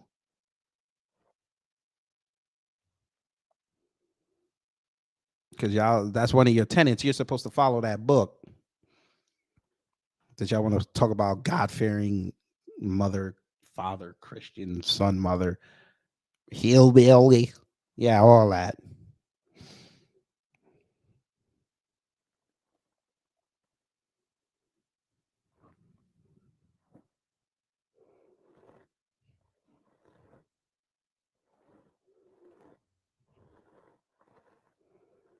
He said, well, they control the cash. The cash is now digital. We want land, livestock, government separation, anti-hate bill. To reason on that BS separation is reparation. Like I said, I can't go too much into it because I'm not of this soil, but I'll lend myself to Cornel West. Whatever the community wants, we support it. I just support the fact that you guys need to have your legacies rebuilt. So I'll let y'all legislate how you are supposed to get that. I mean, I'm for cash reparations because I think that at least that way you have the money in hand. You can do whatever you want with it without somebody trying to track you on your spending. But, you know, that's just my opinion. So don't get mad at me. I hope not. I don't need to be cussed, especially during the beginning of the week. That'd be kind of fucked up. But it's funny too. Also, they just bringing out all. They just ever since this thing came out, they just bringing up Jesse Jackson back in the 80s, going in on them folk. I'm sure they're gonna bring out everybody. They're gonna try to beat us into submission, and then be like, "Yeah, we're gonna stand with them."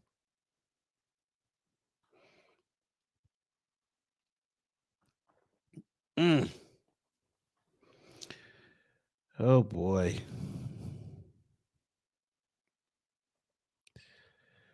The black politician is not having a good week. Well, a good month, I should say.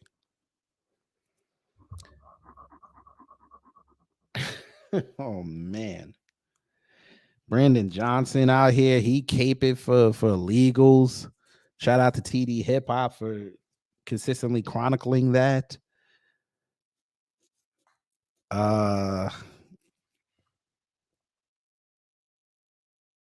Newsom is screwing LA. Karen Bass ain't got no say. They're about to let illegals waive non-resident status so they could pay in-state tuition fees.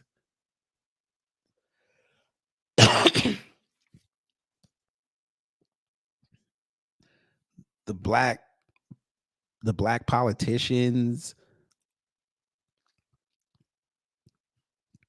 they're out here. They don't understand how Louisiana got lost. Shout out to Jason Black yesterday on Twitter Spaces outlining that. They're bringing up Andrew Gillum again. Oof.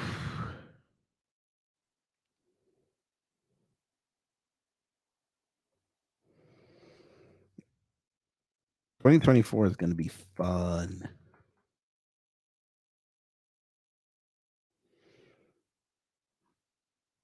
It's going to be fun.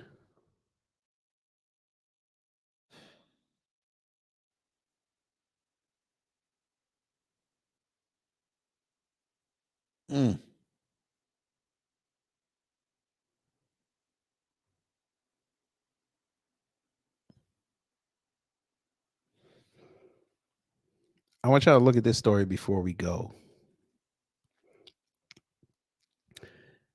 This came out 3 days ago. Conservative leaders banned books. Now black museums are bracing for big crowds.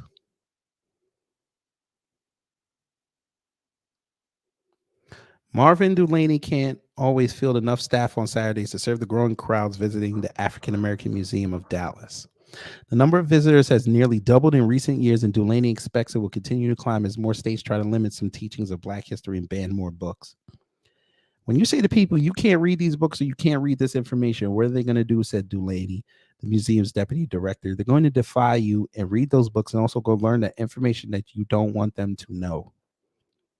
Haven't I said this many times on this platform?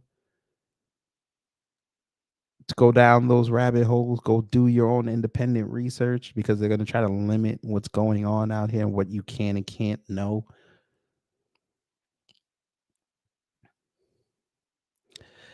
Dulaney and others who head museums that focus on the black experience in the United States expect more people to turn to their institutions to learn more in the wake of efforts to restrict black history teachings in public schools. Some say they are already seeing more visitors, while others point to anecdotal evidence that interest is on the rise. Across the country, we're seeing this wave of people whose blinders have been on, or their history lessons have been kind of watered down for them, and they want the true story. So when they come into our museums, said Vedette Coleman Robinson, executive director of the Association of African American Museums. We got to see if we can get Tariq's museum into this. I know African American ain't the term right now, but I'm just saying. We should try to get the Hidden History Museum into this. CJ Miller said the crack pipe comment needs to be a clip. I already got it clipped. I already had it clipped.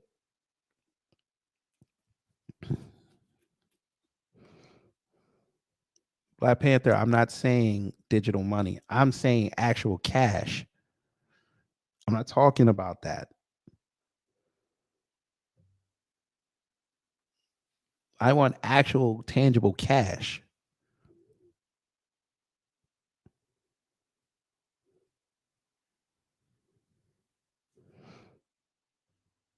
Look, like I said, y'all can figure that out. Whatever y'all decide to go with, I go with it. I know people have their thing about cash. I understand it. I just say I don't want y'all being controlled with your money. That's it. But I'm gonna let y'all legislate that. Back to this.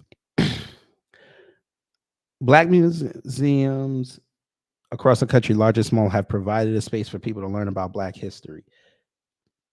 That mission is even more important now, historians say. All this talk about history is making folks more curious about history, said Tanya Matthews, President and Chief Executive Officer of the new International African American Museum in Charleston, South Carolina. It's a nice looking building. Black history gets renewed interest. At the African American Museum in Dallas, the 100-person seat auditorium is often packed for Thursday night panels. In the past, only 25 visitors would be in the space. Delaney said initial eagerness to get out after the coffee venereal disease was the driving force behind the jump, but he believes renewed interest in Black history has been a major factor in surging attendance. None of the other museums in the city focus on the Black experience, he said. Quote, we always brag that we're not only the best game, but the only game in town in terms of being able to learn about Black history, said Delaney, also president of the Association for the Study of African American Life and History, which held a panel on Teach of Black History at its conference in Florida this summer. Delaney also attributes the increase in visitors to efforts to push back against a campaign by mostly conservative lawmakers to restrict teachings of Black history in public schools in some states, including Alabama, Florida, and Texas. He said movements to ban some books, mostly by Black authors, have also spurred interest. In response to growing interest, the museum plans to restart a community African American history course this month. Educators are looking to supplement history lessons and find ways for students to access more history, including through museums, said Neil A. Barkley, President and CEO of the Charles H. Wright Museum of African American History in Detroit. We believe that there's an interest in not only learning about African American history, but also finding creative and innovative ways to teach that history to young people, Barkley said. Y'all need to start talking to us. What is this?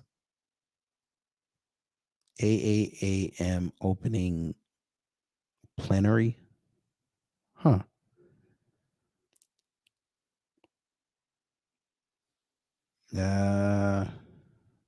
Yo-Yo joins. Ooh, okay. That's cool. I like how y'all lead with this, but all right. This is an old one.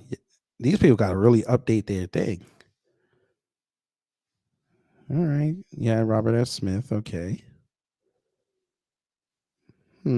Police brutality. All right. We know. Donate. Join membership benefits. Yeah, no, we don't need that. Okay. Debate over Black history.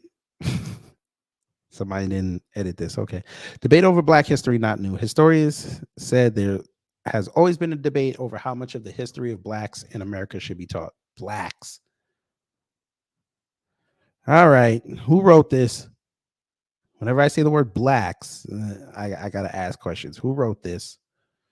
Deborah Barfield Berry.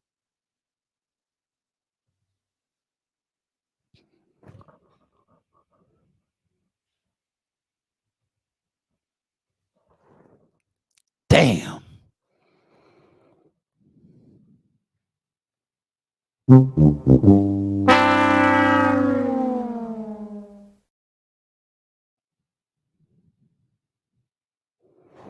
You know better than that. You don't say Blacks. You know better than that. You know better than that. Shit. All right.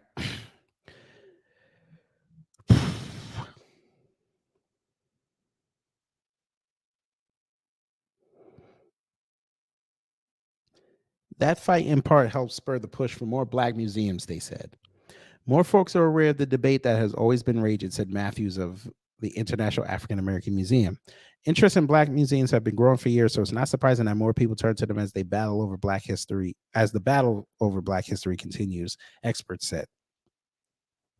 The National Museum for African American History and Culture opened in Washington, D.C. in 2016 with much fanfare. That interest will always be there regardless of what pushbacks there are, said Lonnie Bunch, founding director of the NMAAHC and now secretary of the Smithsonian.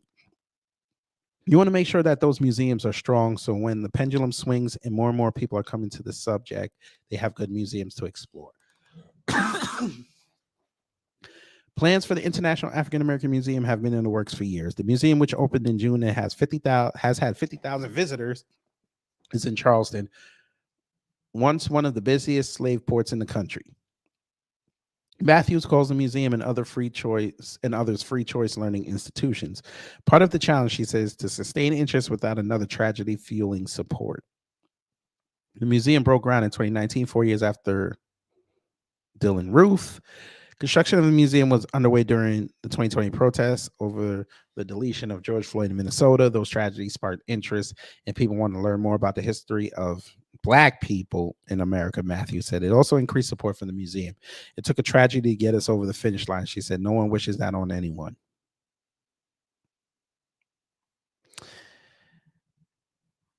And it goes on, but I'm curious. I see 473 likes, 591 dislikes, 348 comments. I can only imagine what these comments say, but let's look. Here we go. Lisa Daly. No, they didn't. Learn the definition of the word ban. Somebody said hundreds of books have been banned in the U.S. Fact. Books being removed by school district is not a ban.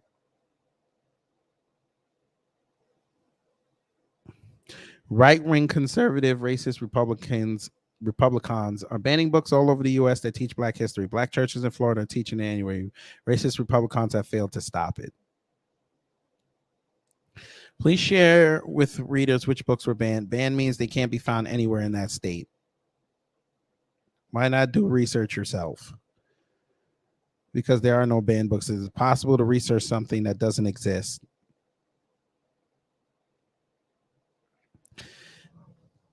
Okay. Oh, the white vote, man. I tell you this. White vote, boy.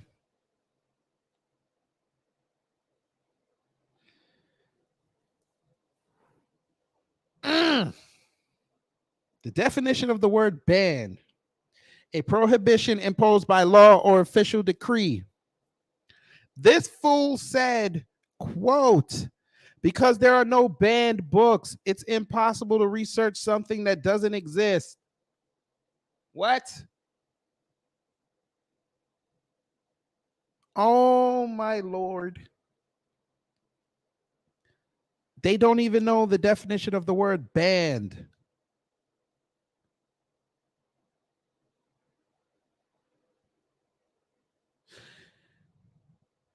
So we didn't watch state legislatures say you can't teach, you can't use this book. We didn't see this.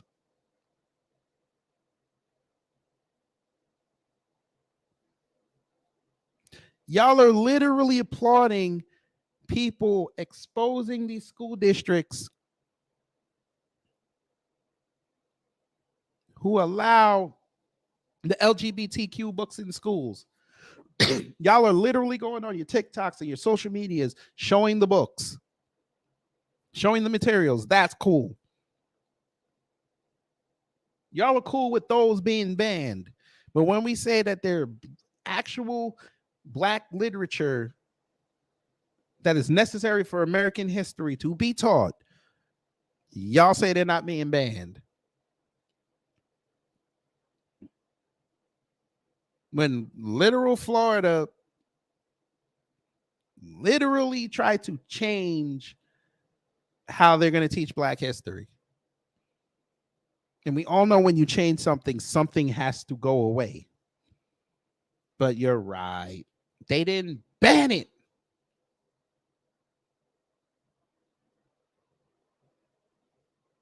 It didn't exist. That's what he said.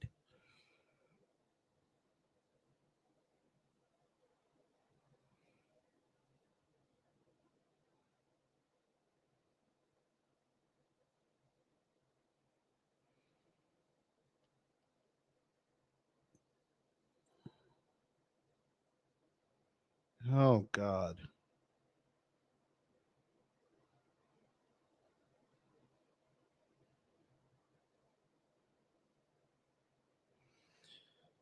Here we go. I'm sure the crowds will be polite, courteous, and respectful.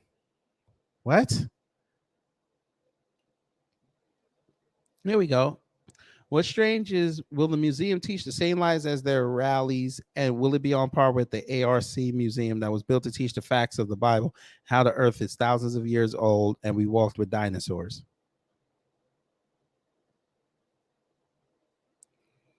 Please tell us what's inside these books being banned.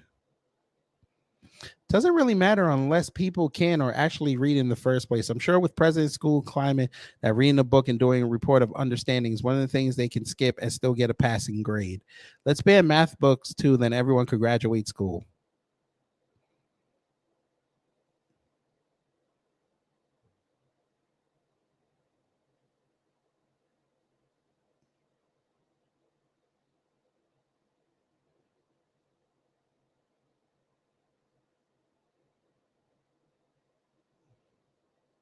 Couldn't just have the article about the museum. Some angry liberal had to put some venom in there. It's probably further down in the article. Oh boy. It goes on and on and on. Whew. These people, boy. I put that in the comments. Yeah, y'all can go look at that for yourselves. I tell you, boy, that white vote is going to doom us all. They don't know if they coming or going.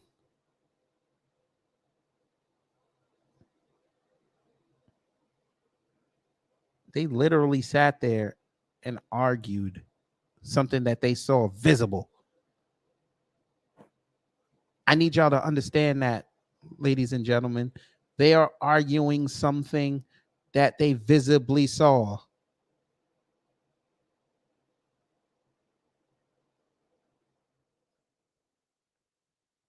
Wowie, oh wowie. But on that note, family, I'm going to go. It's been fun.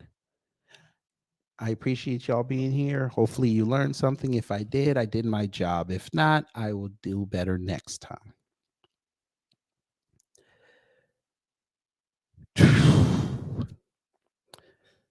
All right. I hope everyone has an enjoyable evening. I hope you have a productive week. And I shall see you again down the road. So take care, stay safe, and you know what to do when the agents of chaos try to mess up your day.